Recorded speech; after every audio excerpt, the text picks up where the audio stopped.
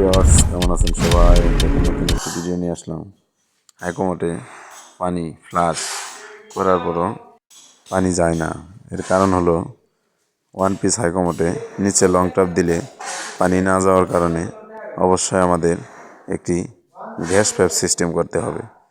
দেখুন গ্যাস পাইপটি কীভাবে সেট করবেন, দেখছেন? গ্যাস পাইপটি সেট করে দিলে অবশ্যই আমাদের পানিটি ফ্লাশ হবে। দেখুন ঢালাই দিয়ে নিয়েছি, এখন হাইকোমোটটি বসাবো।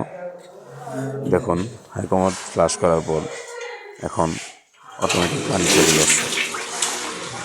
দেখুন একদম ক্লিয়ার পানি, দেখুন চলে গেছে।